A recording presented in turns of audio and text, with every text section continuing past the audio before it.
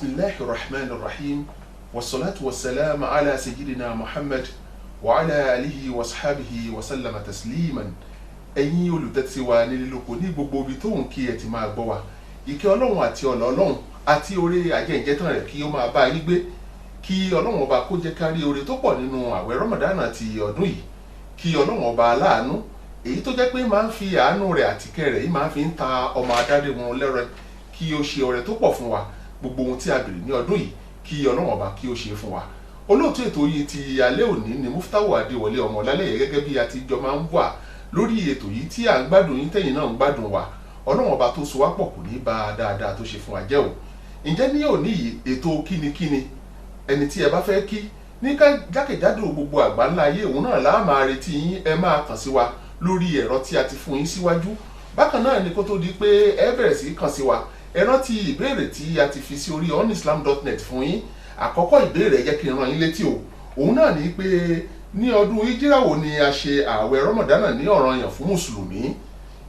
Ẹ tún gbọ́ ìbéèrè yìí lẹ́ẹ̀kan sí, ọdún ìjírà wo òun náà ni a ṣe ààwẹ̀ Ramadan ní ọ̀ranyàn fún gbogbo mùsùlùmí pátápátá. Bákan náà ni a tún fẹ́ béèrè ìbéèrè ẹlẹ́ẹ̀kejì, wọ́n ní kí a tó ṣe ààwẹ̀ Ramadan ní ọ̀ranyàn, àwọn mùsùlùmí a máa gba ààwẹ̀ ọjọ́ kan, kí ni ọjọ́ náà? Ìbéèrè ẹlẹ́ẹ̀kẹta sọ pé dárúkọ ogun méjì tí mùsùlùmí borí nínú oṣù Ramadan ní àsìkò Ànábì wa Muhammad, ìkẹ́ Ọlọ́run àti ọlá Ọlọ́run ọba kí ó máa bá. Ìbéèrè yìí tí ẹ bá ti fẹ́ dáhùn rẹ̀, ẹ kọ orúkọ yín ní kíkún àti àdírẹ́sì yìí tí ẹ fẹ́ kí a fi ẹ̀bùn yín ránṣẹ́ sí nígbà tí ẹ bá rí ẹ̀bùn gbà. Ẹ kọ orúkọ yín ní kíkún àti àdírẹ́sì yín àti ibi tí ẹ ti ń pè wá. Ẹ jẹ́ kí a mọ eléyìí ni ohun tí ẹ ó fi ránṣẹ́ sí wa ní orí ayárabíàṣá ti íńtánẹ́ẹ̀tì lórí onislam.net. Ẹ kàn sí sharia@onislam.net. Tí ẹ bá ti ń dáhùn ìbéèrè yìí, a ó máa rí i gbọ́, a ó sì máa dúpẹ́. Bákan náà ni kí ẹ má gbàgbé pé ẹ̀bùn pàtàkì ń bẹ fún gbogbo ẹni tó bá dáhùn ìbéèrè yìí o. A ó fi ẹ̀bùn yín ránṣẹ́ sí yín pẹ̀lú ògo lọ́dọ̀ Ọlọ́run ọba, nítorí pé Ọlọ́run ọba lọ́ba tó lè ṣe gbogbo nǹkan pátápátá. Òun ni ọba tí ń ṣe àdéhùn tí kò kí ń yẹ̀. Ǹjẹ́ gbogbo ẹni tó ń gbọ́ wa pátápátá ní ọmọ káàrọ̀ òjìrè, gbogbo ibi tóun kí ẹ ti máa gbọ́ wa, ilẹ̀ Nàìjíríà ni, Abidjan ni, ibi tóun kí ẹ ti máa gbọ́ wa, Liberia tàbí Sierra Leone, tàbí àwọn tó ń bẹ ní ìlú òyìnbó lọ́hùn ní orílẹ̀-èdè Amẹ́ríkà, tàbí gbogbo ibi tí ẹ ti ń gbọ́ wa pátá, ẹ máa fi ìbéèrè yín ránṣẹ́ sí wa. Ṣùgbọ́n lórí ètò tí a wà yìí, òun náà ni ètò kínníkínní tí a máa retí bí ìbéèrè tí ẹ bá fẹ́ béèrè lọ́wọ́ wa, a máa retí rẹ̀, àti àwọn tí ẹ bá fẹ́ kí, gbogbo ẹ̀ ni à ń retí báyìí o. Ọlọ́run ọba tó ti dá wa lọ́lá, tó ti dúró tì wá, tó ṣe wá ní mùsùlùmí, èyí tí ń tẹ̀lé ìlànà Ọlọ́run ọba, kò ní padà lẹ́yìn wa o, kò ní fẹ́ lòmíì ṣe wá. Bákan náà ni Ọlọ́run ò ní yí kádàrá wa padà sí àìdá. Bá a ti jẹ́ mùsùlùmí yìí, Ọlọ́run ọba ò ní gbé aburú lé wa lọ́wọ́, yóò jẹ́ kí a máa dúpẹ́ lọ́dọ̀ rẹ̀ lórí gbogbo oore èyí tí ó ṣe fún wa. Kó tó di pé a máa tẹ̀síwájú tá a fi ń retí èsì yín o, ẹ jẹ́ kí a tẹ̀síwájú kí a gbọ́ ọ̀rọ̀ látòkè lọ́hùn.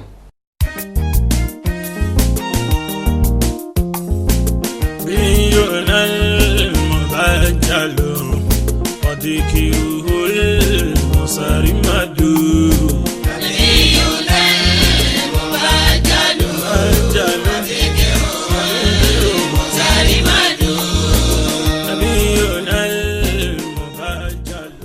Ẹ̀yin olùtẹ́sí wa, a kí yín o, gbogbo yín, gbogbo ibi tóun kí ẹ máa wà. Ìdùnnú Ọlọ́run ọba, àlàáfíà Ọlọ́run ọba kò ní fi yín sílẹ̀ sẹ́ẹ̀, nítorí ẹ̀sìn Ọlọ́run ọba, ẹ̀sìn Islam èyí tí a gbé dání, ìlànà Ọlọ́run ọba, ìlànà àwọn ẹni rere, òun náà ni ó ti di pé a ti ń gbọ́ àwọn ènìyàn wa ti ń pè wá o. Hello? Hello? Hello, akíyín o. Wa alaikum salam wa rahmatullahi wa barakatuh. Ẹ jẹ́ bá gbóhùn sókè o. Kí ni orúkọ yín o? Alájà Latifa láti ibo lẹ ti ń sọ̀rọ̀? Láti ìlú Cairo ń bí yìí. Tó o kẹ́níkẹ́ kí wa. Ṣé ẹ̀ ń gbádùn àwọn ètò wa tí à ń wá ṣe tí gbọ́ yín náà? A dúpẹ́ lọ́dọ̀ Ọlọ́run, ẹ ti gbé, ó ti tó bí ẹ̀mélòó tẹ́ ẹ ti gbé tó wa. Ó tó bí ẹ̀mélòó tẹ́ ẹ ti gbọ́ ètò wa. Ní gbogbo ìgbà ẹ sì ń gbádùn ẹ̀. A dúpẹ́ lọ́dọ̀ Ọlọ́run ọba. Kí ni nǹkan tẹ́ fẹ́ sọ fún wa o? mo ní ìbéèrè méjì kan tí mo fẹ́ bi yín níta. À ń gbé béèrè yẹn o. Ẹ mọ̀ pé téèyàn bá ń jẹun, téèyàn bá jẹ sàárì tán, ẹni tó jẹ sàárì tán ẹni téèyàn wá tún padà téèyàn bá jí ní àárọ̀ téèyàn ní àǹfààní àti fọyín àbí èyí ní àǹfààní àti. àti dáhùn ìbéèrè yìí síwájú wípé ẹni tó bá jẹ sàárì tán tó wá sùn padà tó tún wá jí kó tó di aago 12 yẹn kó tó dàsìkò táǹkì súrì ń bì yìí onídàáhùn wa sọ pé wọ́n lè fọnu ṣùgbọ́n tó bá ti di ẹ̀yìn súrì ànábì sọ pé ọlọ́run fẹ́ràn òórùn ẹnu aláwẹ̀ ó ju òórùn àlùmísìkì lọ lọ́dọ̀ ọlọ́run ọba nípa báyìí tí a bá fi ilẹ̀ tá ò bá fọ̀ ọ́ kò sí nǹkan tó burú níbẹ̀ bẹ́ẹ̀ ni eléyìí ni ìdáhùn àti dáhùn ìbéèrè yìí síwájú tẹ́lẹ̀tẹ́lẹ̀ ń ṣe ohun púpọ̀ fún ìránnilétí kí tún ní nǹkan tẹ́ tún ní fún wa fẹ́ kí àwọn èèyàn àbí báwo. ìbéèrè ẹlẹ́ẹ̀kejì. bẹ́ẹ̀ ni.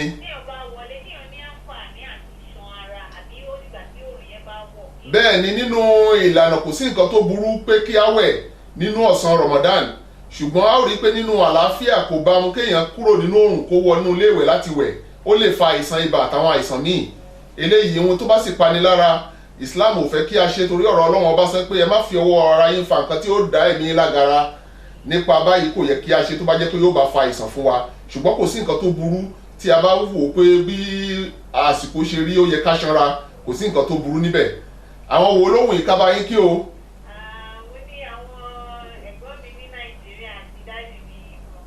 àwọn ẹ̀gbọ́n yín àti àwọn bàbá yín kí ni orúkọ wọn o. Alhaji wa Ismail ní agbègbè wo ni. Ìyànà Ọ̀pájà àti àwọn ẹ̀gbọ́n yín gbogbo wọn gbé Ìyànà Ọ̀pájà pátápátá Ọlọ́run ọba bá a dúró tì wọ́n àwọn náà máa gbọ́ bí a ṣe ń sọ yìí gbogbo ẹ̀yin tí ẹ̀ ń bẹ ní orílẹ̀-èdè Nàìjíríà Alhaji wa Ismail kí ni orúkọ wọn. Bàbá wa Alhaji Ismail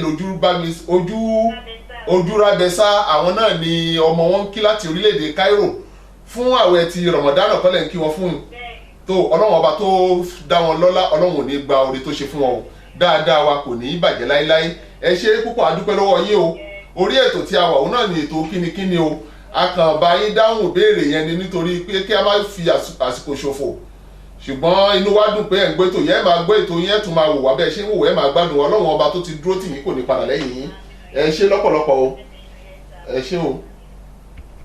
Gugu talawi Muslim Al-Qur'an ngipila ngayon tó ẹ̀yin olùtẹ́síwá nílé oko bẹ́ẹ̀ náà ni ẹ ti ń bá wa kálọ pẹ̀lú àwọn ètò tí à ń sọ fún yín òun náà ni ètò mo kí ọ eléyìí tí a mú wá sí etí ìgbọ̀nyín láti onislam.net tí a fi ń kí gbogbo ọmọ káàrọ̀ oòjíire jákèjádò gbogbo àgbáńlá ayé àti gbogbo mùsùlùmí àgbáyé kú ọdún ti ààwẹ̀ rọmọdánà yìí oṣù alálùbáríkà oṣù rẹ̀ bí a ṣe ń kí yín náà ni àwọn ìbéèrè àti àwọn pípè ń wọlé o ẹ jẹ́ kí. Assalamu alaikum. Wa alaikum salam wa rahmatullahi wa barakatuh. Ẹ jẹ́ bá gbóhùn sókè o. Wa alaikum salam. Kí ni orúkọ yín o? Alhaji Yusuf Zubairu láti bọ́lẹ̀ tí ń pè wá. Láti Cairo ń bí ìyẹ̀yìn ará Cairo ẹ̀ ń gbádùn ètò yìí púpọ̀ àbí? A dúpẹ́ lọ́dọ̀ Ọlọ́run. Àmín ya Rabbi. Ẹ̀rí àǹfààní ẹ̀sìn lóore tó pọ̀ ní ètò wa. A dúpẹ́ lọ́dọ̀ Ọlọ́run ọba Ọlọ́run ò ní bà tí yín náà jẹ́ o. Ọlọ́run ọba tó ti ṣe oore fún yín Ọlọ́run ò ní jẹ́ kó bàjẹ́ láéláé. Ṣé ẹ ní àwọn tẹ́ fẹ́ ká bá yín kí lórílẹ̀‐èdè Nàìjíríà bí gbogbo àgbáńláyé?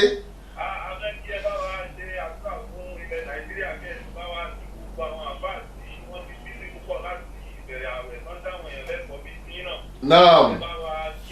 Ká kí gbogbo àfáà Nàìjíríà pátápátá ká sì ṣàdúrà pé kórílẹ̀‐èdè Nàìjíríà kó má bàjẹ́ láéláé. Orílẹ̀‐èdè Mísírà náà kó má bàjẹ́. A dúpẹ́ lọ́dọ̀ yín ọmọ Nàìjíríà rere.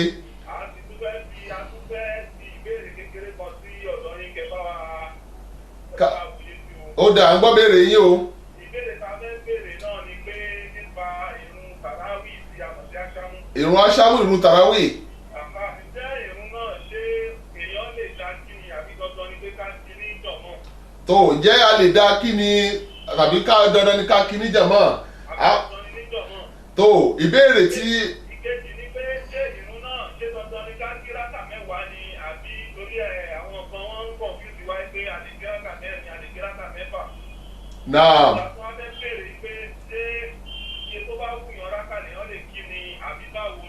tó inshallah bí ẹ ṣe béèrè yìí àwọn tí a fi ránṣẹ́ sí àwọn mufti wa ó wà nínú rẹ̀ torí ètò kínníkínní ni a wà lórí rẹ̀ báyìí ṣùgbọ́n ní ṣókí ni mo ti á sọ fún yín ni pé ìrun tàràwí inú súnà tí a gbé kalẹ̀ fún rọmọdánà ni a sì rí oríṣiríṣi àwọn ìlànà àwọn míì sọ pé sẹ́yìn náà ó mọ̀rọ̀ ó kí mẹ́jọ àwọn míì sọ pé 12 àwọn míì sọ pé 10 ṣùgbọ́n èyí tó dájúdájú ni pé ní ìtí a bá lè kí tó bá rọ̀ wá lọ́rùn jù òun náà ni kíá kíká fi yan náfìlà torí pé náfìlà míì tún bẹ ní òru kò sí nǹkan tó burú pé kíá kí kò ń ṣe ọ̀ranyàn dandan tó jẹ́ pé a fi sílẹ̀ tàbí tí kì í ṣe ọ̀ranyàn tí ó jẹ́ pé a fi ìrun wákàtí márùn-ún sílẹ̀ tó jẹ́ pé aṣáájú nìkan la kọjú mọ́ a ti dáwọn àwọn ìbéèrè yìí síwájú ṣùgbọ́n nǹkan tó ṣẹlẹ̀ ni pé a kì í ìrun tàràwí gẹ́gẹ́ bí súnà ẹni tó bá jẹ́ pé nínú iṣẹ́ tó ń ṣe lọ́wọ́ bíi 4 ló rọ̀ lọ́rùn kó kí ṣùgbọ́n bí tá a ti rí láti 8 ló ti bẹ̀rẹ̀ nílẹ̀ Mísírà bíi orí 8 òun náà láti máa ń bẹ̀rẹ̀ rẹ̀ wá a lè kí 12 náfìlà nǹkan tó mú oore púpọ̀ wá ní níwájú Ọlọ́run ọba Ọlọ́run kó tán alẹ́ sàn dáadáa ẹ ṣé púpọ̀ ẹ ṣé o ẹ bá kí àwọn ará lé o ẹ ṣé púpọ̀ àmínà ya Rabbi ẹ ṣé o ó dá o wa alaikum salam wa rahmatullahi wa barakatuh ǹjẹ́ ẹ̀yin olùtẹ́síwa ní lílòkó àwọn ènìyàn wa ní ó ń pè gbogbo òǹkà tí a ti fún yín òun náà ni ẹ má gbàgbé ìbéèrè tí a ti béèrè lọ́wọ́ yín o wọ́n ní àkọ́kọ́ ìbéèrè ni pé ní ọdún ìjírà wo ni a ṣe Ramadana ní ọ̀ranyàn fún gbogbo mùsùlùmí ẹlẹ́ẹ̀kejì ni pé wọ́n ní kí a tó bẹ̀rẹ̀ àwẹ̀ Ramadana àwẹ̀ kan wà tí àwa mùsùlùmí a máa gbà kó tó di pé Ramadana dé àwẹ̀ ọjọ́ wo ni ìbéèrè ẹlẹ́ẹ̀kẹta sọ pé kí o dárúkọ ogun méjì eléyìí tí mùsùlùmí borí ní ayé ànábì nínú Ramadan ni wọ́n ja ogun yìí ogun méjì ni mùsùlùmí sì borí rẹ̀ nígbà tí ànábì ń bẹ nílé ayé nínú Ramadan ẹ̀yin olùtẹ́síwa nílòkó bí ẹ bá ti ń dáhùn béèrè yẹn fi ránṣẹ́ pẹ̀lú orúkọ yín ní kíkún àti ibi tí ẹ ti wá àti àdírẹ́sì yín ẹ̀kọ́ kí ẹ fi ránṣẹ́ sí olú iléeṣẹ́ wa èyí tó jẹ́ sharia@onislam.net Muftahu Adéwọlé Ọlálẹ́yẹ ni olóòtú ètò yìí fún ti alẹ́ òní ẹ máa bá wa kálọ nígbàdùn ní pẹrẹwu Ọlọ́run ọba tó ti dá yín lọ́lá kò ní padà lẹ́yìn wa bákan náà a kí àwọn tó ń bá wa ṣe ètò yìí tí wọ́n ètò yìí wá sí bó tiẹ̀ jẹ́ pé wọn ò gbọ́ èdè wa ṣùgbọ́n gbogbo bí wọ́n ṣe ń pè wọlé ni wọ́n ń darí rẹ̀ sí olúléeṣẹ́ wa níbí Ọlọ́run tó ti wà pẹ̀lú yín kò ní padà lẹ́yìn yín láéláé o ẹ máa bá wa kálọ lórí ètò yìí.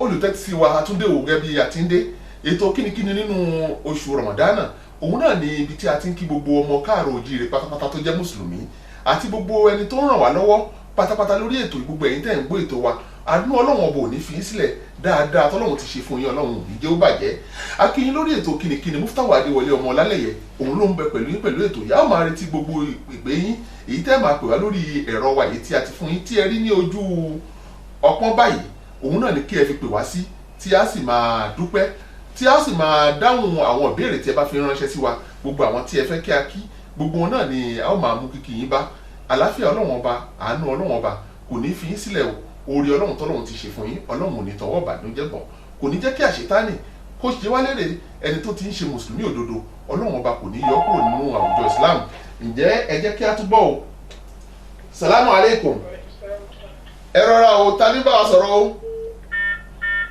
ó dàbẹ́ pé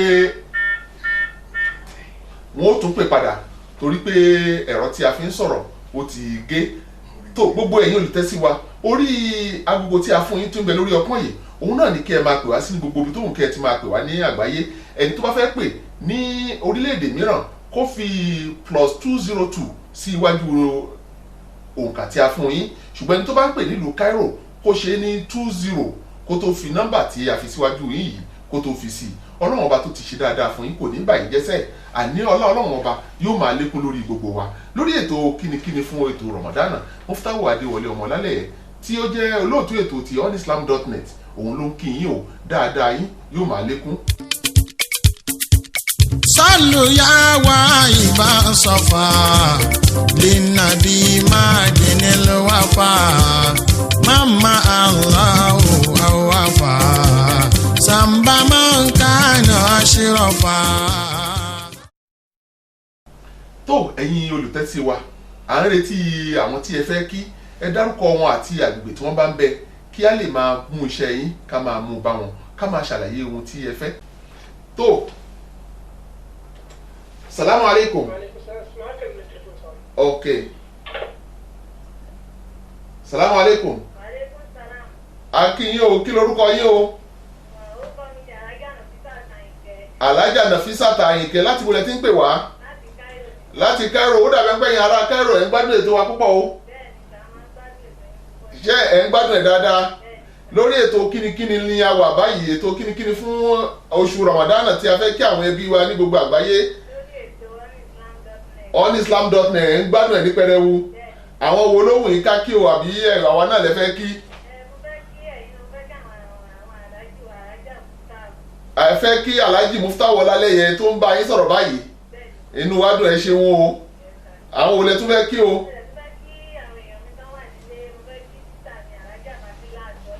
Alhaja Fasilat Ọláníyàn ẹ kí wọn. tó agbègbè bó làwọn wà ń tí wọn. lórílẹ̀‐èdè Nàìjíríà ládùúgbò bo. Ṣàngó ẹ̀yin ará Ṣàngó ẹ̀ ń gbádùn ètò wa. a dúpẹ́ lọ́dọ̀ Ọlọ́run ọba kí a bá yín kí Alhaja Fasilatu tí wọ́n jẹ́ Alhaja Fasilat Ọláníyàn ní ìlú Ṣàngó ní orílẹ̀-èdè Nàìjíríà. Ọlọ́run ọba bá wa kí wọn o. àwọn olè tún fẹ́ kí o. a tún kí ọkọ wọn Alhaji Abdulgani Ọláníyàn tó dáadáa wọn ò ní bàjẹ́ o. àwọn náà ń gbọ́ wa báyìí láti onislam.net ètò ti ilẹ̀ adúláwọ̀ níbi tí a ti ń kí gbogbo èèyàn pátápátá òun náà ni ẹ ti ń gbọ́ tí àwọn olólùfẹ́ yín kí yín káàkiri gbogbo àgbáńlá ayé yìí. Alájà wa dúpẹ́ lọ́dọ̀ yín lọ́pọ̀lọpọ̀ o. kẹ́ ẹ túbọ̀ máa gbádùn ètò wa kẹ́ ẹ jẹ́ ká máa gbọ́ bí ó bá ṣe ń lọ sí o. Ọlọ́run tó ti wà pẹ̀lú yín kò ní padà lẹ́yìn yín o. Adélé bá rẹ o. ẹ ṣe pọ̀ o. a kórè oko délé o. Salamu alaikum. tó kó tó di pé àwọn èèyàn máa pè wá ní gbogbo ibi tó kù ẹ jẹ́ kí á rán yín létí àwọn ìbéèrè tí a ti béèrè síwájú. àkọ́kọ́ ìbéèrè ni pé wọ́n ní ọdún ìjírà wo òun náà ni a ṣe àwẹ̀ Ramadan ní ọ̀ranyàn fún mùsùlùmí. ẹlẹ́ẹ̀kejì rẹ̀ òun náà ni pé kó o dárúkọ ogun méjì tí mùsùlùmí borí ní ayé òjíṣẹ́ ńlá Muhammad. ẹlẹ́ẹ̀kẹta nínú ìbéèrè wọ́n ní kí a tó ṣe àwẹ̀ Ramadan ní ọ̀ranyàn fún mùsùlùmí àwọn mùsùlùmí a máa gba àwọn àwẹ̀ kan kí ni ọjọ́ tí wọ́n fi ń gba àwẹ̀ náà. ẹ máa fi ìbéèrè yín ránṣẹ́ sí ẹ̀ka ti sharia@onislam.net ibẹ̀ láò ti rí èsì yín gbà pẹ̀lú ògo lọ́dọ̀ Ọlọ́run ẹ̀bùn tó dára ń bẹ fún yín èyí tá a fi ránṣẹ́ sí yín ní gbogbo ibi tó ń kẹ́ ti máa gbọ́ wa. gbogbo orin tí Ọlọ́run ọba ti ṣe fún wa kò ní í bàjẹ́ láéláé. ẹ má jẹ́ ká gbàgbé pé a ti rán wa létí àwọn nǹkan kan nípa Ramadan pé oṣù aláàánú ni. ẹ tọrọ àánú Ọlọ́run ọba ẹ má jẹ́ kí ó sú yín ẹ pe Ọlọ́run ọba ní òun rárá kí ẹ bẹ̀ẹ́ fún àwọn ọ̀rọ̀ yín tó ti gún régé kó má bàjẹ́ èyí tó kù díẹ̀ káàtó kí ẹ sọ fọ́lọ́run kọ́lọ́run bá yín ṣàtúnṣe rẹ̀. ẹni tí ò bá wá ní ohun tí ó béèrè lọ́dọ̀ Ọlọ́run ọba ẹ rántí èmi Muftahu Adéwọlé ọmọ lálẹ́ ilé ètò èyí tí ó ń bẹ pẹ̀lú yín kí ẹ sọ fún Ọlọ́run ọba pé gbogbo òbéèrè mi kí Ọlọ́run ọba láàánú kó dá mi lóhùn o kí Ọlọ́run má gbàgbé àwọn tó ń bá wa ṣètò iléeṣẹ́ onislam.net Ọlọ́run má jẹ́ kó bàjẹ́. àwọn aláàjì wa Zubair wọ́n ti pè lẹ́ẹ̀kan wọ́n ní ká tọrọ fún orílẹ̀-èdè Nàìjíríà Ọlọ́run ọba orílẹ̀-èdè Nàìjíríà Ọlọ́run má jẹ́ kó bàjẹ́. gbogbo ẹ̀yin tó sì jẹ́ àáfàá gidi tó ń bẹ ní orílẹ̀-èdè náà tí ẹ ò sùn lọ́sàn-án lóru nípa báwo ni nǹkan ó ṣe dáa Ọlọ́run ọba kò ní padà lẹ́yìn yín. Ọlọ́run ọba tó ti gbé yín kalẹ̀ fún àwùjọ mùsùlùmí gbogbo àgbáyé Ọlọ́run ọba ò ní bàyí jẹ́ láéláé. Ọlọ́run ò ní jẹ́ kẹ́ ẹ jọra yín lójú wọ́n ní àdàgbà yọwọ́kọ́wọ́ Ọlọ́run ò ní jẹ́ kó tọ́ sí yín. lórúkọ olóòtú ètò Muftahu Adéwọlé Ọlálẹ́yẹ àti orúkọ yín mo kí gbogbo ẹni tó ti ń kàn sí wa látòwúrọ̀ ní gbogbo ibi tẹ́ ẹ ti ń pè wá Ọlọ́run ọba kò ní báyìí tó ṣe fún yín jẹ́ o. ẹ ṣeun ẹ máa bá wa kálọ. La ilaha illallah Muhammadur Rasulullah. I am a Muslim. Quran is my guide. I hear the calling of them. tó ẹ̀yin olùtẹ́sí wa ìpèpè yín ni à ń retí òní gbogbo ibi tó ń kí ẹ ti máa gbọ́ ajákèjádò gbogbo àgbáńlá ayé. Muftahu Adéwọlé ti ń pín yín pé ẹ kú dédé àsìkò yìí a sì kí yín púpọ̀ fún gbogbo ètò wa tí ẹ̀ ń gbádùn tí ẹ sì ń fìwé ránṣẹ́ sí wa. ẹ má gbàgbé ìwà àwọn ìbéèrè tí a fi ránṣẹ́ sí yín kí ẹ máa dáhùn rẹ̀ salamu alaikum. salamu alaikum. salamu alaikum. Aleykum salaam wa rahmatullahi wa barakatuh. ẹ bá a gbóhùn sókè o, kí lorúkọ yín o. Orúkọ mi ni Alhaji Abdulrasheed. Alhaji Abdulrasheed. Alhaji Abdulrasheed kí ni? Olúmídé Usman. Alhaji Abdulrasheed Olúmídé Usman láti bọ̀lẹ̀ tí ń pè wá. Láti ìlú Spain ni o. láti ìlú Spain, adúpẹ́ lọ́dọ̀ yín o. lágbègbè wo ní Spain? Nílùú Ṣẹ̀bíyà. ìlú Ṣẹ̀bíyà. Bẹ́ẹ̀ ni bàbá. tó adúpẹ́ lọ́dọ̀ yín o, ẹ̀ ń gbádùn ètò wa bí? Ètò ilé òjò kí n pèlè tó tó borí àwọn program tó ń ṣe fún Adékèmí náà. Lábẹ́ àṣìṣe láti gbé sàrámùlá àríkù àrámùlá bàrákà. Adúpẹ́ lọ́dọ̀ Ọlọ́run, ẹ rí àwọn ètò tá à ń ṣe lórí ẹ̀rọ amóhùnmáwòrán, ẹ sì gbádùn ẹ̀. Adúpẹ́ lọ́dọ̀ Ọlọ́run ọba. àwọn wo ló wá wù yín kẹ́ kí o bóyá lórílẹ̀‐èdè Spain àti gbogbo ibi tẹ́ ẹ bá léèyàn sí?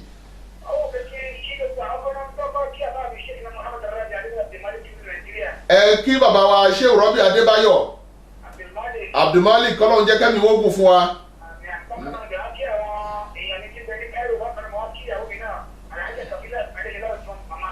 Alhaja Kafilat Adéṣọlá Usman, mama Rabiu àti ọmọ yín Muhammadu Rabi, ẹ kí wọn púpọ̀ púpọ̀ àbí? àwọn náà ń gbọ́ wa bí a ṣe ń sọ̀rọ̀ yìí, wọ́n ń wò wá. Tatẹ́tú kí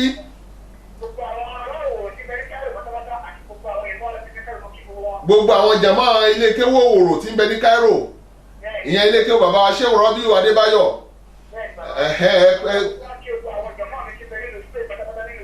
ẹ kí gbogbo àwọn jàmáà tí ń bẹ ní ìlú Spain ní ìlú Ṣẹ̀bíyà.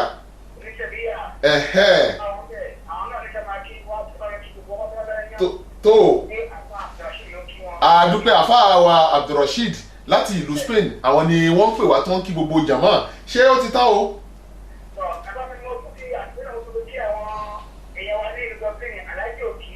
Alhaji Òkè láti ìlú Dublin. Alhaji wa Abdulrasheed nílùú London, ẹ kí gbogbo wọn. Alhaji wa Ridwan. tó àwọn Alhaji wa Abdulhakeem Nodisika. ó dà ní orúkọ tẹ́ dárúkọ yẹn ti kúrò ní Nodisika báyìí, ó ti di Abdulhakeem Nottingham o. Nottingham. tó a kí gbogbo wọn pátápátá o. mo rò pé Alhaji wa Abdulhakeem gbogbo ibi tí wọ́n bá dé ni wọ́n fúnra wọn ní orúkọ àdúgbò náà.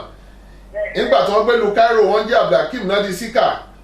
nígbà tí wọ́n dé lu Spain tí wọ́n dé lu London wọ́n jẹ́ Abdulhakeem Nottingham abẹ́ẹ̀kọ́.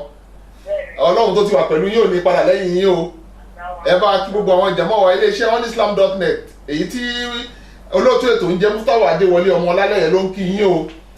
dáadáa tọ́lọ́run ti ṣe fún yín ò ní bàjẹ́, ẹ má gbàgbé àwa náà níbi àdúrà o. àmín ya Rabbi, a sì kí yín fún tìṣẹ̀lẹ̀ tí ẹ gbádùn wa lọ́pọ̀lọpọ̀. àdúpẹ́ lọ́dọ̀ Ọlọ́run.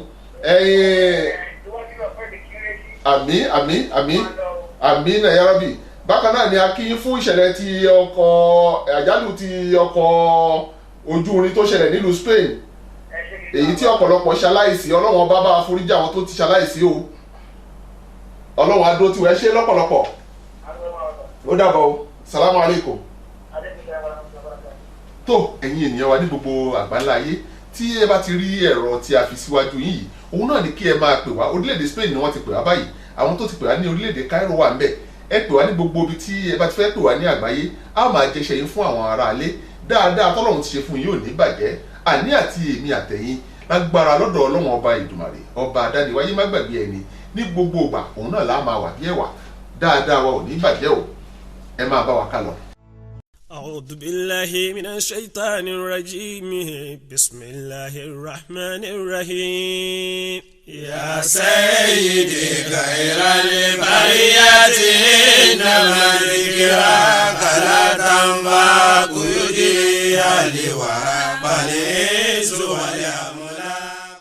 tó ẹ̀yin olùtẹ́sí wa, gẹ́gẹ́ bí ẹ ti rí ẹ̀rọ tí ń bẹ níwájú yín yìí, ẹ máa pè wá síbẹ̀, a máa dá yín lóhùn gbogbo nǹkan tí ẹ bá fẹ́ kí a dá yín lóhùn lórí rẹ̀. gbogbo ẹ̀ ni a máa dáhùn lágbára Ọlọ́run. lódì ìwà àgbà tọ́lọ́run ọba Ìdùmarè tó ti ń fún wa láṣẹ láti máa ṣe gbogbo nǹkan tá à ń ṣe lọ, gbogbo ẹ̀ náà ni a ó fi máa dáhùn ìbéèrè yín. salamu alaikum. salamu alaikum. salamu alaikum. Wa alaikum salam wa rahmatullahi wa barakatuh. ẹ sókè o kí lorúkọ yín o.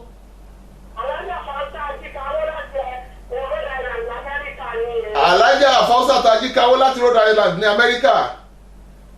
Inú wa dùn láti gbúròó yín o màmá wa. Àmín àmín ẹ ṣé gbádùn ètò wa náà.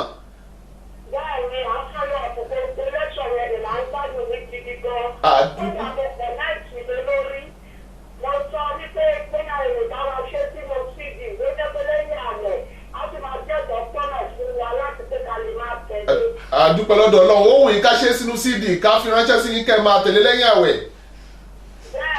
Tó Ọlọ́run ọba tó ti.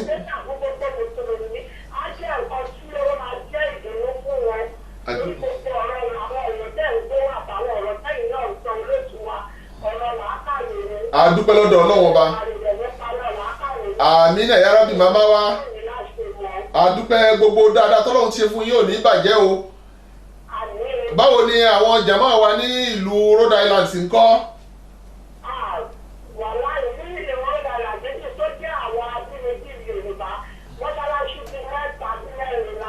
Mọ́sálásí mẹ́ta. Àdúpẹ́ lọ́dọ̀ Ọlọ́run.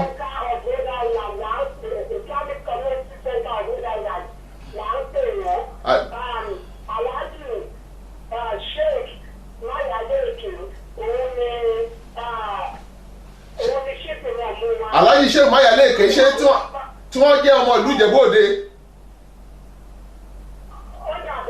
Wọ́n ti jẹ́ provost àwáyé wá ṣe rere College of Arabic and Islamic Studies rí.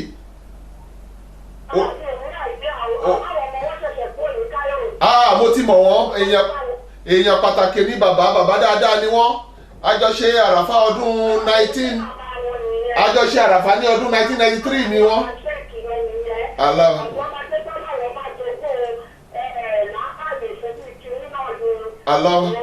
Allahu Akbar adúpẹ́ lọ́dọ̀ Ọlọ́run tó ti bá wà pẹ̀lú wọn kò ní padà láyéláyé. Àwọn òwòlẹ̀ tó fẹ́ kí láti.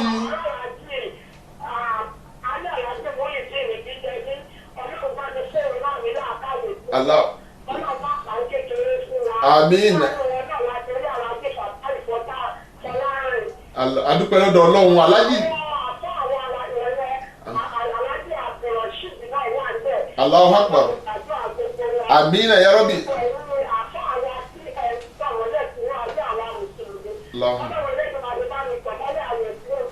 Àmín o àmín adúpẹ́ lọ́dọ̀ yín. Adúpẹ́ lọ́dọ̀ Ọlọ́run. Àmín ya Rabbi. Àmín. Àmín.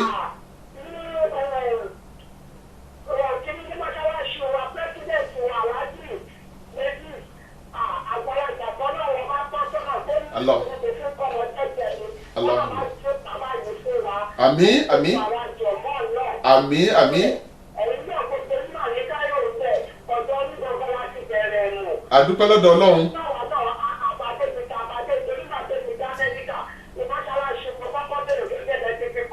Allahu Akbar. Bẹ́ẹ̀ni.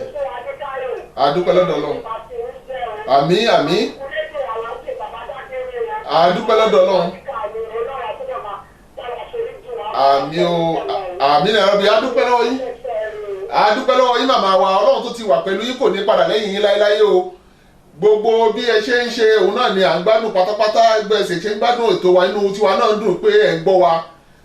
Ọlọ́run ò ní báyìí tó ṣe fún yín jẹ́. Ẹ bá kí gbogbo jàmáà wa o.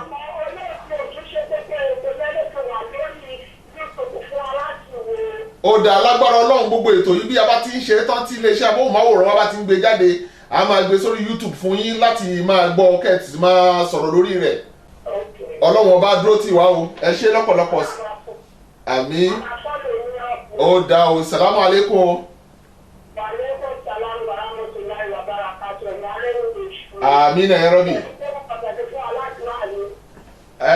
Gbogbo gbàlá ń ṣàdúrà fún nítorí ẹni àdúrà níyìn gbogbo ẹni tí bá ti ń gbé tọ́lọ́wọ́n ọba ga lọ́kùnrin ni tàbí lóbìnrin Ọlọ́run ọba ò kí ń padà lẹ́yìn ẹ̀. Gbogbo ihun tẹ́ bá dáwọ́lé pátá lọ́lọ́run á jẹ́ kó yọrí sí dáadáa fún yín. Ọlọ́run ọba ò ní padà lẹ́yìn yín. Bàbá wa Sheikh Alhaji Abdulgafar Dabiri tí wọ́n dolóògbé nínú Ramadan ọdún kẹta sígbà tá a wà yìí Ọlọ́run ọba bá foríjì wọn àti gbogbo àwọn mùsùlùmí àgbáyé lápapọ̀. ẹ ṣé lọ́pọ̀lọpọ̀ ọlọ́run á bá a dúró tì yín o ẹ ṣé o salamu alaikum. I am a Muslim. Quran is my guide. I hear the calling of them. tó ẹ̀yin ènìyàn wa láti orílẹ̀-èdè Amẹ́ríkà ni wọ́n ti pè wá tán báyìí a dúpẹ́ lọ́wọ́ gbogbo àwọn jàmáà tí ń gbé tọ́lọ́run ọba lárugẹ àwọn tí ń ṣe ti ọlọ́run lọ́sàn-án àti lóru àwọn tó ń yan náfìlà tí ń kan sára sí ọba mi ọba Èdùmàrè tí wọ́n ń gbé ọlọ́run ọba tóbi lọ́sàn-án àti lóru eléyìí tó jẹ́ pé iṣẹ́ oríire tó yẹ kí a ṣe nínú ètò Ramadana oṣù alálùbáríkà oṣù ọlọ́lá oṣù alápọ̀nlé ènìyàn náà ni oṣù Ramadana níbi tí àwọn màláíkà tí wọ́n ti máa sunkún ní gbogbo ìgbà yìí pé ìwọ ọlọ́run ọba ṣé oṣù alápọ̀nlé yóò wà lọ báyìí tí wọ́n sì máa dárò àwọn tí ò ṣe tọ́lọ́run ọba nínú oṣù náà wípé kí ni ìgbésí ayé ó ṣe wá rí tàbí ọjọ́ ìgbéǹda kíámà ó ṣe rí fún wọn ǹjẹ́ ẹni tí ọlọ́run ọba bá ní kí ó tẹ̀lé ìlànà ọlọ́run ọba àti ìgbésẹ̀ òjíṣẹ́ ńlá Muhammad a jẹ́ pé onítọ̀hún ti ṣoríire o báwo la ṣe fẹ́ ṣe oṣù Ramadana èyí tí ó fi dáa a ti ń bẹ nínú àárín Ramadana báyìí kí ni iṣẹ́ rere tí ẹ ti ṣe síwájú ẹ má gbàgbé pé ní gbogbo ìgbà ní ìjọsìn nínú oṣù Ramadana ní ẹ má lọ bí iṣẹ́ tí ẹ bá wà níbi iṣẹ́ mú kùránì pé sí ọ̀dọ̀ kẹ́ ẹ máa ka kùránì tó lóṣù àlùkùránì ni gbogbo ẹni tó bá ka àlùkùránì ọlọ́run ọba ó yọ́nú sí gbogbo ẹni tó bá tẹ̀lé ìlànà ọlọ́run ọba ní gbogbo ìgbà lọ́lọ́run ọba ó máa fi ṣe àyànfẹ́ èyí tí àwọn onímọ̀ ń pè ní àwòlíyá ọ̀la a ó sì rí tí ọ̀rọ̀ ọlọ́run sọ pé àlà inna àwòlíyá Allah la khawfun alayhim wala hum yahzanun àwọn tó bá jẹ́ àwọn olùpáyọ̀ ọlọ́run àti àwọn wàlí ọlọ́run ọba kò ní fìyà jẹ wọ́n bákan náà ni wọ́n máa jẹ́ olùfọkànbalẹ̀ nílé ayé àtijọ́ gbọdọ̀ kíámà. salamu alaikum. salamu alaikum. À ń kí yín o. Ẹ rọra kí yín o, mo lẹ ti ń pè wá o. Àmì o, kí lorúkọ yín o? Ìyá Rahmatulahi láti Cairo ẹ̀ bá tọrọ yọ̀ǹda kí ẹ fún wa ní orúkọ yẹn torí a ní ìyá Rahmatulahi tó wọ́n pọ̀.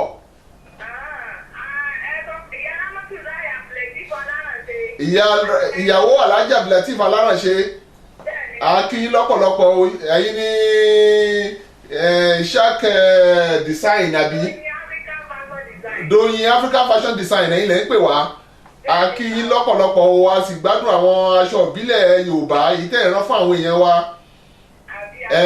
a sì tún gba ìnímọ̀ràn ẹ tún jẹ́ kó máa bá ìlànà súnà mú bẹ́ẹ̀ ṣe ń ran inú wa ń dùn pé ẹ̀ ń jẹ́ kó máa ránṣọ tó balẹ̀ dáadáa Ọlọ́run ọba tó ti wà pẹ̀lú yín kò ní padà lẹ́yìn yín láéláé o àwọn wo lẹ fẹ́ kí o tẹ́ fẹ́ ká bá yín kí.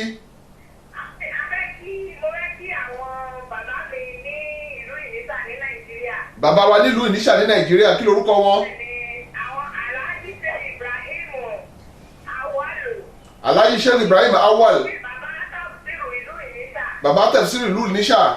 Bẹ́ẹ̀ni mo kí wọn pé wọ́n kú àtìlọ Ramadan lò àtìsókù ìmúra ọdún Ọlọ́run ó jẹ́ kí ẹ̀mí wọn ó ṣe púpọ̀ rẹ̀. Àmín àmín àmín. Àmín àmín. Àmín àmín ẹ̀rọ bíi tọ́tún lẹ́fẹ́ kí o. Bàbá mi náà Alhaji Abdulkato Ibrahim. Allahu Akbar. Ọlọ́run aláàánú kó bá fẹ́ kó bá dúpẹ́ báwọn náà kó mo kí wọn pé wọ́n kú àtìlọ Ramadan. Àdúpẹ́ lọ́dọ̀ Ọlọ́run. Ṣé ní ìrọ̀rùn fún wa láti àmín ẹ̀ àmín àmín o. Mo fẹ́ kí àwọn bàbá ọkọ mi Alhaji Abdulaziz Alárànṣe. Bàbá àwọn ni bàbá ọkọ yín Alhaji Abdulaziz Alárànṣe tó nílùú Ẹdẹ. Alhaji Abdulaziz ìlú Ẹdẹ. Àdúpẹ́ lọ́dọ̀ Ọlọ́run. Alárànṣe Ọ̀fẹ́dẹ́land. Alárànṣe Ọ̀fẹ́dẹ́land. Kí wọ́n pé kú àtìlọ Ramadan ẹ̀ ni wọ́n ṣe púpọ̀ rẹ̀. Àmín àmín àmín. Gbogbo àwọn ìyàkọ̀ mi nínú ilé náà lápapọ̀ Alájà Mọ̀dínátù Alájà Hafija Àṣà. Àdúpẹ́. Alájà Mọ̀dínátù Alárànṣe Abdulaziz. Alhamdulilayi. Àti gbogbo àwọn ìyá ní inú ilé pátákó yẹ kú àtìlọ. Wọ́n kú àtìlọ Ramadana kí Ọlọ́run dá wa sí fún wọn kó jẹ́ kẹ́mi tiwọn náà ó sì gùn. Àdúpẹ́ lẹ́ni tẹ́fẹ́ kí nílùú Cairo ń bì. Mo ní àwọn tí mo fẹ́ kí Náà. àwọn bàbá ọkọ mi Alhaji Kamaludin. Alhaji Kamaludin. Tó bá ní Cairo ní. Alhaji Kamaludin Badrudin. Àti Alhaja àwọn ọmọ mi Ajá Mọ̀súra. Alhaja ìyá Mọ̀súra ní Ajá Mọ̀súra Ajá gbogbo wọn lẹ kí lápapọ̀. àtẹrùdín àti náà gbogbo wọn ni mo kí pé wọn ti lọ àwẹ̀ kọ́lọ́run kó bá ní ládàá fún wa. a dúpẹ́ lọ́dọ̀ Ọlọ́run. ọkọ mi náà aláàjì ní tẹ̀sán. aláàjì ní sè olóòtú ètò ẹgbẹ́ kí olóòtú ètò náà a dúpẹ́ lọ́dọ̀ Ọlọ́run yọ yín tá a fáìn nìyí Ọlọ́run yọ yín tá a fáìn nìyí arúgbó ẹ̀mí kélé ètò ni. ẹ̀tọ́ Ọlọ́run ọba bá a dó tì í. aláàjì òun náà ló ń dá yín lóhùn a dúpẹ́ lọ́dọ̀ yín o. Ọlọ́run ọba kò ní pa Ọlọ́run ò ní gbàgbé yín náà o. Ọlọ́run á dọ́mọ sí o. àti kí ìyàwó mi náà tó ẹ ṣe lọ́pọ̀lọpọ̀ ìyá àbèjì àgbà àmì náà yẹrọ bì ẹ ṣe lọ́pọ̀lọpọ̀ o. náà kí lorúkọ wọn ò yẹ ọkọ yín London kí lorúkọ wọn. àwọn náà ní lọ́nà ìbọ̀dá kí wọ́n wà ní London báyìí. tó Ọlọ́run ọba kó bá dó tì wọ́n. àmì Ọlọ́run kọ́nà tó bá jẹ́ kí ọ̀rẹ́ bá dúkùú wá kákéré délé. àmì náà yẹrọ bì gbogbo aláwòkórè oko délé. náà bàbá ọkọ yín nílùú Abidjan kí lorúkọ tí wọn.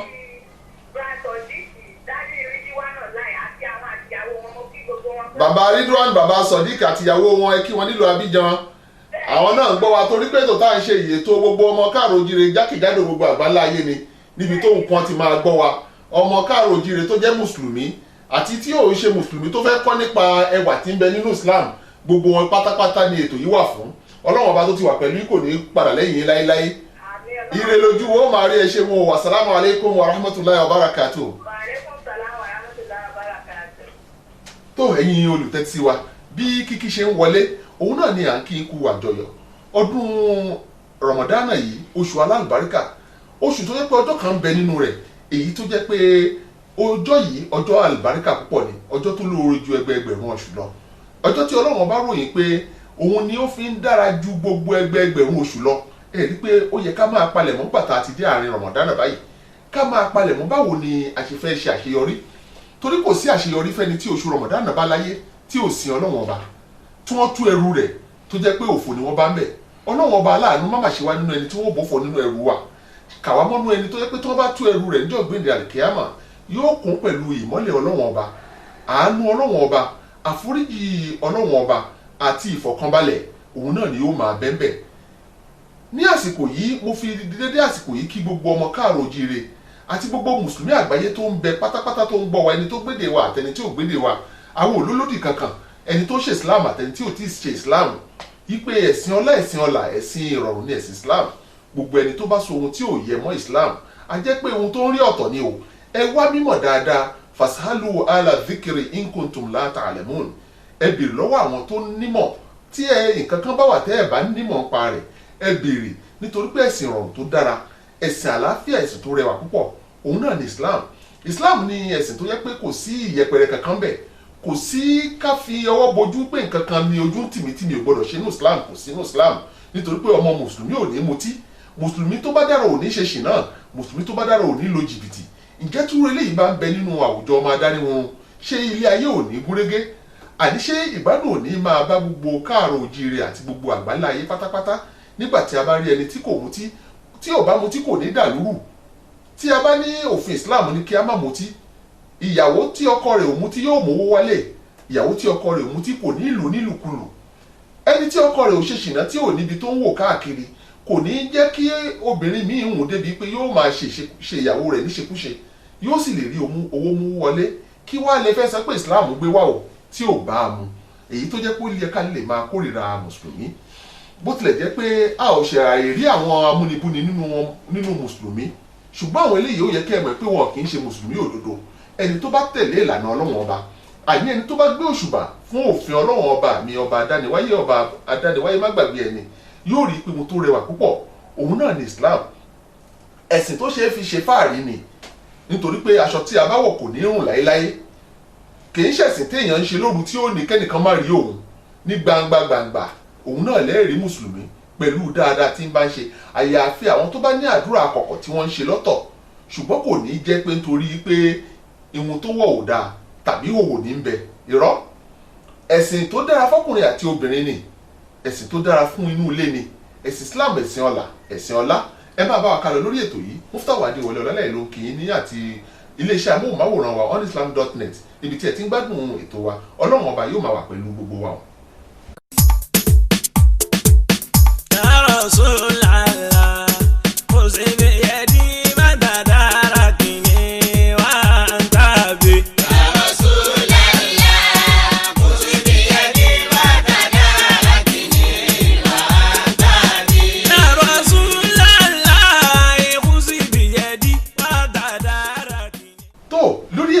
Ni a ó tún máa retí gbogbo àwọn ìpè tẹ́ bá ń pè wá ẹ máa pè wá wọlé lórí ẹ̀rọ tí a ti fún yín ní iwájú ẹ má gbàgbé àwọn ìbéèrè tí a ti béèrè lọ́wọ́ yín o.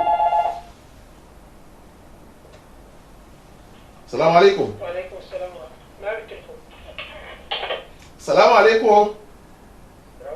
Wa alaikum salam wa rahmatullahi wa barakatuh. Ẹ jọ̀ọ́ bá a gbóhùn sókè o.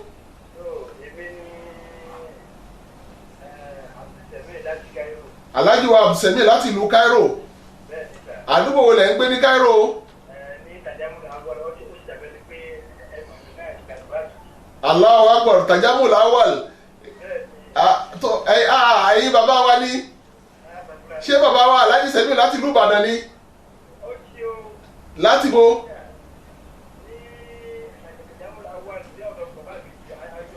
Allahu Akbar, ẹ̀yin bàbá wa láti ìlú Ìníṣàkọ́ni.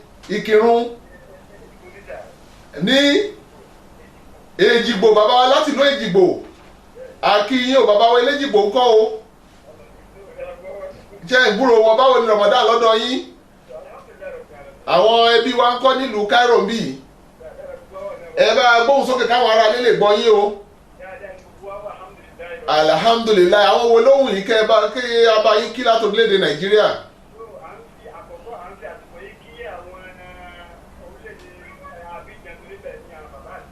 Abidjan làwọn bàbá àti màmá wà náà ẹ wá ń kí wọn kí lórúkọ wọn o kí ni orúkọ wọn.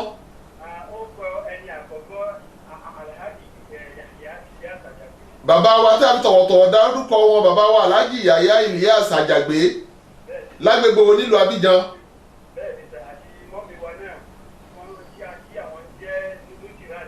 Màmá wa tí mo tún fi tọ̀wọ̀tọ̀wọ̀ dárúkọ màmá Nusirat Àjàgbé nílùú Abidjan. Ẹ̀gbọ́n àti àbúrò. Àmín àmín ya Rabbi àmín àmín lórílẹ̀-èdè Nàìjíríà tàbí nílùú Cairo káwọn olè fẹ́ kí.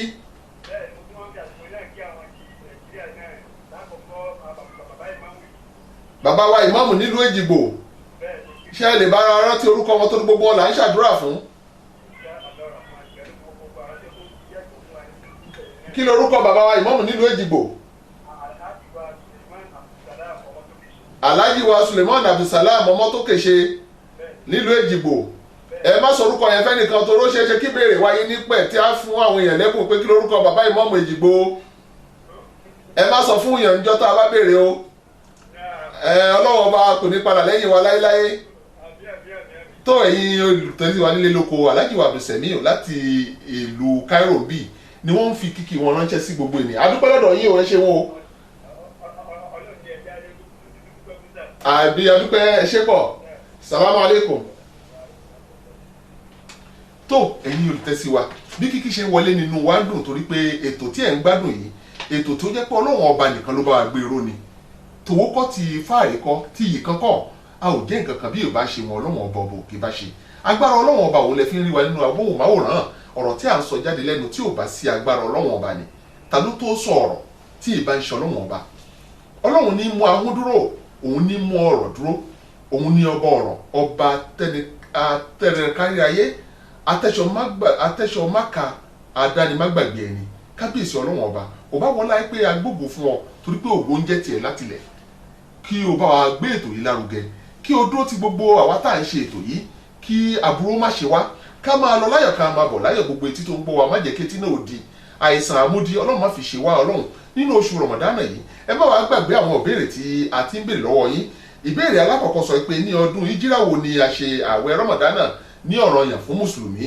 Ẹlẹ́ẹ̀kejì ni pé kí a tó ṣe àwẹ̀ rọmọdánà ní ọ̀ranyàn àwọn àwẹ̀ kan wà tí mùsùlùmí a máa gbà. Kí ni ọjọ́ náà tí mùsùlùmí máa ń gbà àwẹ̀? Ẹlẹ́ẹ̀kẹta sọ pé Ànábì jà àwọn ogun kan nínú rọmọdánà tó sì borí rẹ̀ pẹ̀lú àwọn sàábé. Kí ni orúkọ ogun náà o? Ẹ fi ránṣẹ́ sí wa. Orí àpótí tí ẹ ti fi ránṣẹ́ sí wa òun náà ni sharia@onislam.net. Tí a bá ti ń rí èsì yín gbà pẹ̀lú ògo lọ́dọ̀ Ọlọ́run nígbà tí ó bá fi máa di ọjọ́ 29 oṣù ti Ramadan, òun ni èsì ó bẹ̀rẹ̀ sí jáde sórí afẹ́fẹ́, ìyẹn sórí onislam.net ẹ̀ka ti Áfíríkà. Ẹ sì má gbàgbé tí ẹ bá ti ń ṣe onislam.net ẹ máa lọ sí ẹ̀ka Áfíríkà kí ẹ máa tẹ̀. Àyè kan wà níbẹ̀ tí wọ́n kọ comments tàbí ohun tẹ́ ẹ fẹ́ wí sí, ẹ kọ ọ̀rọ̀ nípa rẹ̀ ká lè máa mọ ohun tó ń lọ. Bákan náà ni kí ẹ máa láìkì péjì wa, ẹ promote ẹ kẹ́ ẹ gbé lárugẹ ní orí Facebook. Eléyìí àṣíríṣe tọ́lọ́wọ́n ọba ni nítorí kí iṣẹ́ tí a fi ránṣẹ́ sí yín kó lè máa kárí gbogbo àyàwó ní ìṣìṣọ́ lágbára Ọlọ́run ọba Ìdùmarè. Ẹ̀yin náà ò sì ní ṣìwà gbọ́ pẹ̀lú ògo lọ́dọ̀ Ọlọ́run. Gbogbo ìbéèrè tí ẹ bá rí ẹ máa fi ránṣẹ́ sí wa pẹ̀lẹ́pẹ̀lẹ́. Ọlọ́run ọba tó ti dúró tì yín, ọba mi Ìdùmarè ò ní padà láéláé. Àtẹni tó ń gbóhùn wa sílẹ̀ ni o, tí ó jẹ́ pé ọlọ́lá ni tá a bá ti pè wọ́n ni wọ́n ń dá wa lóhùn. Ọlọ́run ọba ò ní ba tiwọn jẹ́. Ẹrú Ọlọ́run ọba tí Ọlọ́run ọba dá lọ́lá ni. Ọlọ́run ọba ó máa pẹ́ pẹ̀lú yín. Muftahu Adéwọlé Ọlálẹ́yẹ, ẹ má gbàgbé mi níbi àdúrà tí ẹ bá ń ṣe lọ́sàn-án àti òru nínú Ramadan. Mo káràmásìkí àdúrà lọ́pọ̀lọpọ̀, inú mi ó máa dùn nígbà tí àlàárà sí Ọlọ́run ọba tí bá mì tó ń bá ní àwọn òní ń pe Ọlọ́run, tó ń bá ní àwọn mùsùlùmí àgbáyé ni wọ́n ń pe Ọlọ́run ọba tí wọ́n ń bẹ lọ́hùn fúnra wọn, tí wọ́n sì ń pèpè fún ìdúróṣinṣin pé kí a má kúrò lójú ọ̀nà ìlànà Ọlọ́run ọba torí kò sí ìlànà tó dára tó ìlànà Ọlọ́run ọba èyí tí Ọlọ́run ọba gbé kalẹ̀ ní àtàrà Islam, ẹ̀sìn alápọ̀nlé ni, ẹ̀sìn ọlá, ẹ̀sìn ọlá. Ọlọ́run tó ti dá yín tó dá mi, Ọlọ́run kò ní padà lẹ́yìn wa o. Dáadáa àti ire òun náà ni ojú wo máa rí. Ẹ máa bá wa kálọ lórí ètò yìí o. ìsámà ṣì dàbí dàrẹ́ ní tẹ̀síyàn àkàfẹ́rẹ́ bí sọ̀lá àti àlá Muhammad.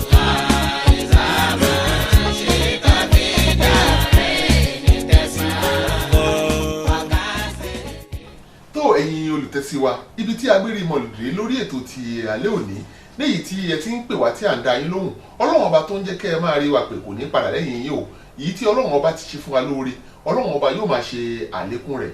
Lórúkọ iléeṣẹ́ onislam.net ẹ̀ka ti ilẹ̀ adúláwọ̀, Muftahu Adéwọlé ọmọ Ọlálẹ́yẹ òun ló ń kí yín o. Ìkẹ́ Ọlọ́run ọba tó ti wà pẹ̀lú yín kò ní bàjẹ́ láyéláyé, àní kò ní padà. Ọlọ́run ọba tó ti ṣoore fún yín, àlékún rẹ̀ àrìnàkóre òun náà ni Ọlọ́run ọba yóò máa ṣe fún wa. A kí yín pẹ̀lú orúkọ Ọlọ́run ọba.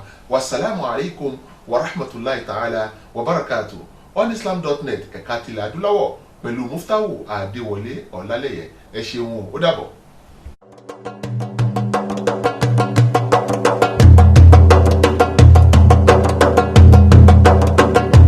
طلع البدر علينا من ثنيات الوداع وجب الشكر علينا